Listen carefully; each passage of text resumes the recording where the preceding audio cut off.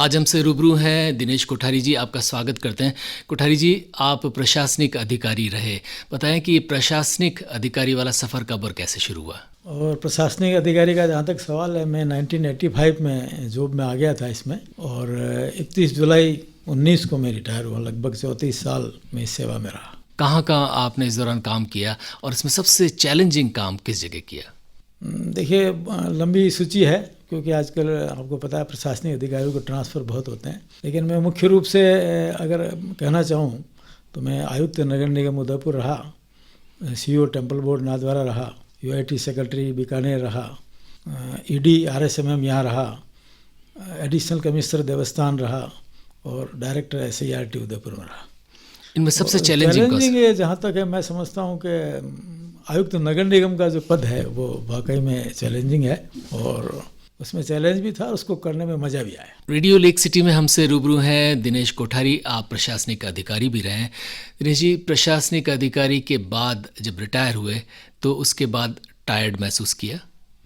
Tired तो नहीं कह सकते, हाँ खाली महसूस किया मैंने। कांट से टायर्ड तो होते नहीं है, लेकिन खाली ज़रूर महसूस किया। और उसमें ये और हो गया कि कोरोना और आ गया ऊपर से, तो ये खालीपन थोड़ा और बढ़ गया। आप खाली नौकरी तक सीमित नहीं रहे, बहुत सारी चीज़ें ऐसी हैं जो आप उस वक्त भी करते रहे और उसके बाद भी करते रहे। ये कौन कौन से शौक़ थे जो पहले हो सकता है समय अभाव से कम रहे, लेकिन उसके बाद अब आपको उनको पूरा करने के लिए समय मिल गया? बिल्कुल, आप सही फरमा रहे हैं। नौकरी में रहते हुए मुझे समय कम मिला। मैं आपको बताना चाहूँगा कि मैंने ड्राइंग और पेंटिंग में MA किया था 82 में, और मैं इसी फील्ड में जाना चाह रहा था। लेकिन चूँकि प्रशासनिक सेवा में चयन हो गया तो परिवार का सभी का दबाव था कि आपको इसमें जाना चाहिए। और जब तक इस सेवा में रहा, मुझे बहुत कम मौके ऐसे मिले जब मैं कला के क्षेत्र में कोई काम कर पाया। और लेकिन जब भी मुझे अवसर मिला, मैं ऐसे पदों पर रहा जहाँ पे कोई गुंजाइश थी, तो मैंने ज़रूर कला के क्षेत्र में काम किया और वो लोगों ने सराहा भी। लेकिन रिटायरमेंट के बाद मुझे पूरा समय इसके लिए मिला, और मैं इन दिनों अपनी पेंटिंग में और फोटोग्राफी में काफ़ी समय दे पा रहा हूँ। रेडियो लेक सिटी में हमसे रूबरू हैं दिनेश कोठारी। दिनेश जी, आप की चित्रकला में चूँकि आपने उसमें MA भी किया, अभिरुचि भी है, रुचि भी है, बताएं कि जब आप चित्र बनाते हैं तो बहुत सारे लोग जो होते हैं चित्रकला के ज़रिए कुछ सोचते हैं, उनकी पेंटिंग बिकेगी या लोग देखेंगे, तो आपका मूल उद्देश्य क्या रहता है? चित्र के ज़रिए थोड़ा बहुत पैसा कमाना, या ये लगता है कि ये मेरा सिर्फ और सिर्फ सृजन सुख है? नहीं, पहला तो सृजन सुख ही है।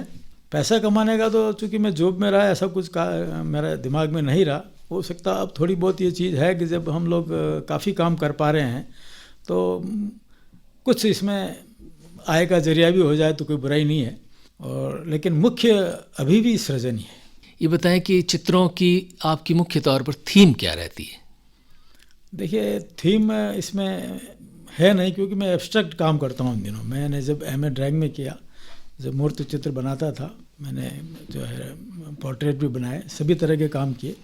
लेकिन पिछले 15 सालों से मैं एब्स्ट्रैक्ट भी काम कर रहा हूँ, और विशेष रूप से लाइनिंग पेंटिंग में एक अलग शैली है, उस पर मैं काम कर रहा हूँ।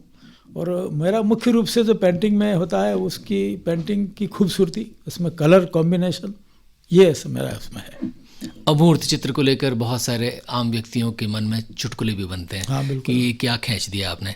पता है कि ये अमूर्त चित्र कई लोगों के लिए बेबूझ या हास्य के विषय क्यों होते हैं? आम लोगों के लिए होते हैं, लेकिन आप अगर कहीं भी देखते हैं, आप बड़ी कई जगहों पे जाते हैं, विदेशों में जाते हैं, अपने एयरपोर्ट पे जाते हैं, बड़े बड़े ऑफिसों में जाते हैं, तो आप देखते हो कई जगह एब्स्ट्रैक्ट पेंटिंग लगी रहती है।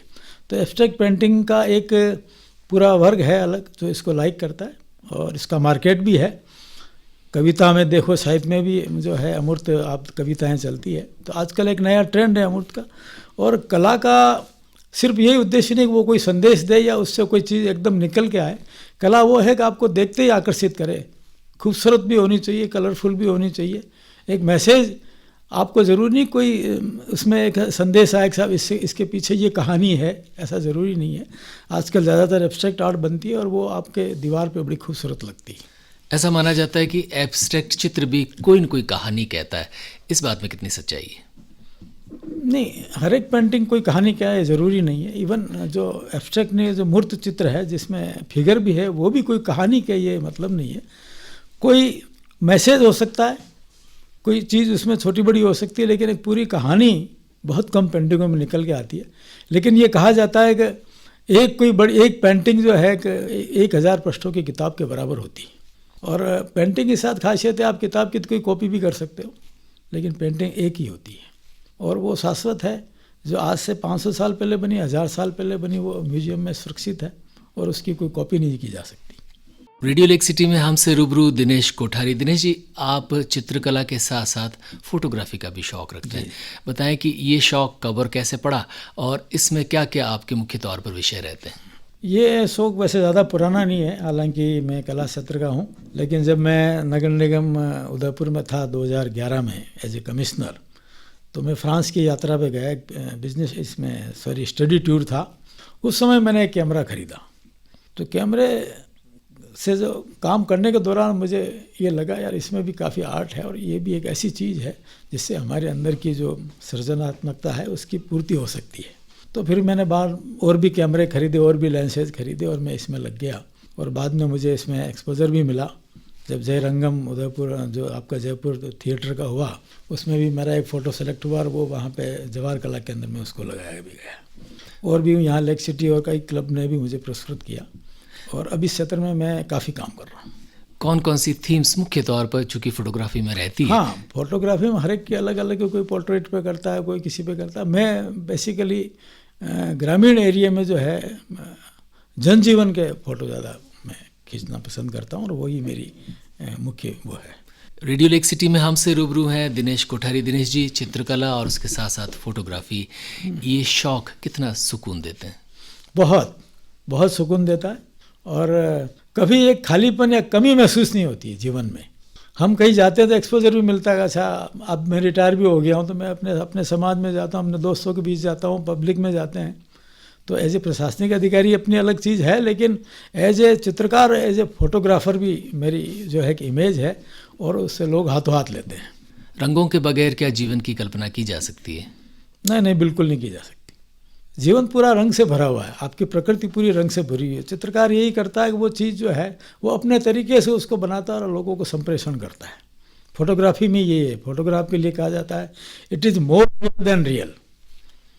फोटो वही है जो आप देख रहे हो, लेकिन आप जब उसको खींच के रखते हो, कहीं पेश करते हो या उसको 20 साल बाद देखते हो, 10 साल बाद देखते हो, अरे यार क्या चीज़ है, जबकि हम नहीं खींचा उसको, हम ही हैं उसके अंदर।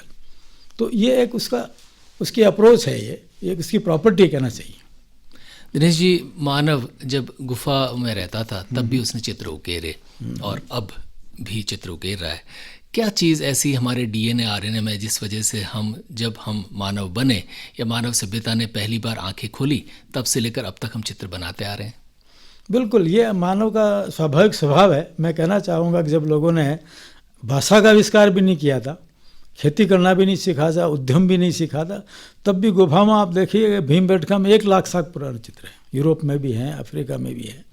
तो भाषा से पहले, लैंग्वेज से पहले चित्र बनाना सीख लिया। तो ये एक आदमी की स्वाभाविक प्रवृत्ति है और कहना चाहिए यही एक रूप अभी तक कंटिन्यू चली आ रही है और ये एक संप्रेषण का माध्यम है। उस ज़माने में जो है आदिम आदमी जो है पशु चराता था या जंगल में शेर देख लिया, हिरण देख लिया, उसने चित्र बनाए। तो जो भी चीज़ आपके सामने आती है उसको आदमी अपने तक ही नहीं रखना चाहता है, वो उसको संप्रेषित करना चाहता है, बताना चाहता है, मतलब कुछ अपनी तरफ से जोड़ के लोगों के बीच रखना चाहता है। और कला ऐसी चीज़ है, आप देख ही लीजिए कि गाँव में आप चले जाओ, जो अनपढ़ महिलाएं हैं दूसरी एकदम अपने घर को दिवाली पे एकदम नया कर देती है। वो कोई कलाकार है क्या?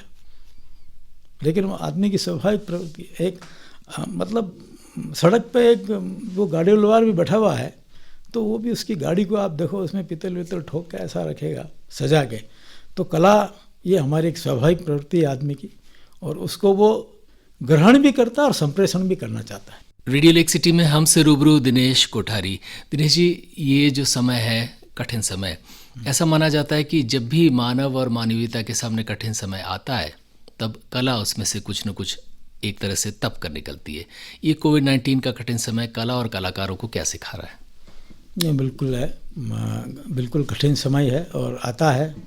जैसे कि सुना 1 शताब्दी पहले भी आया था, जब वो एक फ्लू फैला था, और इसने लोगों को सोचने का अवसर दिया और बेशक कलाकारों को भी सोचने का अवसर दिया। कलाकार अपने घर पे रह के, अपने परिवेश में रह के अधिक सृजन कर पा रहे हैं और अधिक शिद्दत के साथ महसूस कर रहे हैं कि ये जो प्रकृति है इस पे किसी का बस नहीं है। बढ़िया ये हम सब लोग अच्छे से रहें और एक दूसरे की मदद करें और कुछ न कुछ हमारा जो है ऐसा कोई योगदान हो, हम आने वाली पीढ़ी के लिए छोड़ के जाए। दिनेश कोठारी जी, जाते जाते तमाम श्रोताओं को, ख़ास तौर पर उदयपुर वासियों को क्या कहेंगे? बस मैं यही कहना चाहूँगा उदयपुर वासियों को कि कठिन समय चल रहा है और ये भी समय निकल जाएगा। और ऐसे समय में सबसे बढ़िया ये है कि इस खाली समय में अपने जो भी आप रचनात्मक कर सकते हैं वो करें। अगर कलाकार हैं तो चित्र बनाएं और कुछ समाज सेवा कर सकें। आपके घर पे जो भी बुज़ुर्ग हैं, बच्चे हैं, उनकी मदद करें। आपके पड़ोस में जो गरीब लोग हैं या जो बेसहारा है उनकी मदद करें और ऐसे समय में लोगों का उत्साह बढ़ाएं और समय को बहुत सदुपयोग करके आने वाले सुखद भविष्य की कल्पना करें। दिनेश कोठारी जी, लेक सिटी के तमाम लिसनर से रूबरू होने के लिए आपका आभार।